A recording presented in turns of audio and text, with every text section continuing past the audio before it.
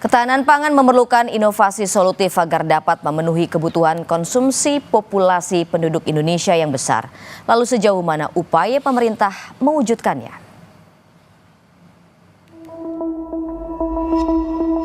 Berdasarkan data Global Food Security Index atau Indeks Ketahanan Pangan Global yang dirilis The Economist dan Corteva, perusahaan sains bidang pangan menempatkan Indonesia pada posisi 63 dari 113 negara dengan skor 60,2. Ketahanan pangan Indonesia pada 2022 lebih rendah dibanding rata-rata global yang indeksnya 62,2 dan di bawah rata-rata Asia Pasifik 63,4. Di kawasan ASEAN, Indonesia menempati urutan keempat setelah Vietnam, Malaysia, dan Singapura. Di sisi lain, Indonesia juga menghadapi kondisi perubahan dan ketidakpastian yang cepat dan tidak terduga, di mana pihak otoritas perlu bersikap adaptif, mencari solusi ketahanan pangan di masa depan. Butuh inovasi pertanian untuk memenuhi ketahanan pangan nasional sesuai amanat Undang-Undang Nomor 18 Tahun 2012 tentang pangan. Henry Saragi, Ketua Umum Serikat Petani Indonesia menjelaskan sejumlah tantangan yang dihadapi para petani. Transformasi pertanian di Indonesia ini, ya satu sisi melalui revolusi hijau itu, ya sesungguhnya belumlah sampai maksimal dilakukan. Hanya sampai hari ini dari lahan baku sawah kita hanya 50% yang teririgasi. Demikian juga Alsintan ya berupa traktor ya dan lain-lainnya, alat-alat pertanian juga sangat terbatas masih distribusinya.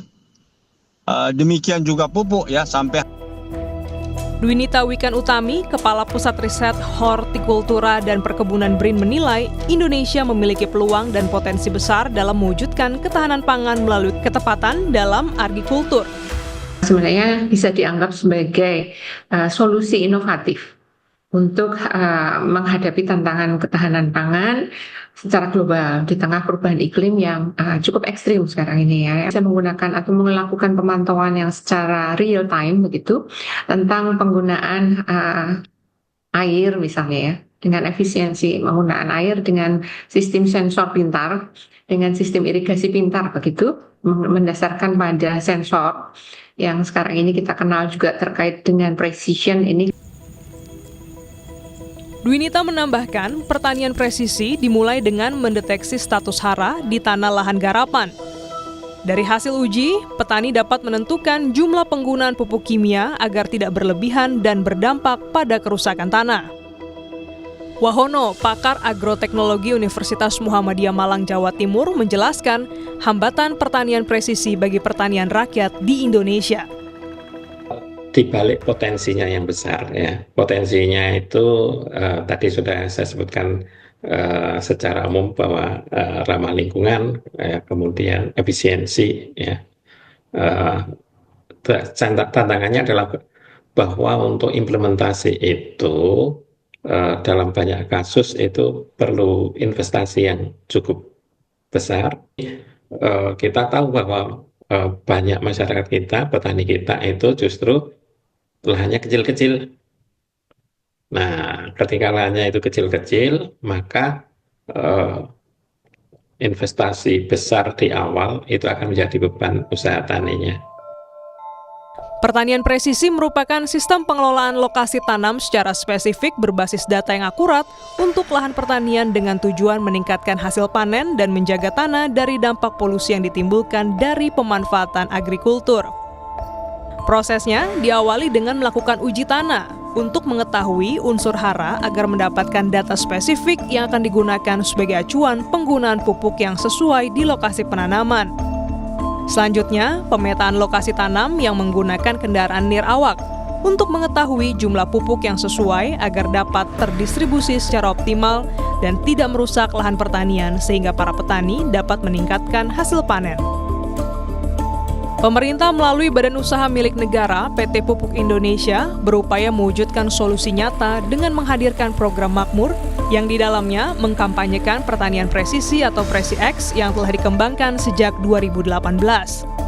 Gita Bina Nugraha dari Pupuk Indonesia meyakini pertanian presisi dapat menunjang ketahanan pangan. Latar belakang dari platform PresiX ini kan terkait dengan semangatnya Pupuk Indonesia ya.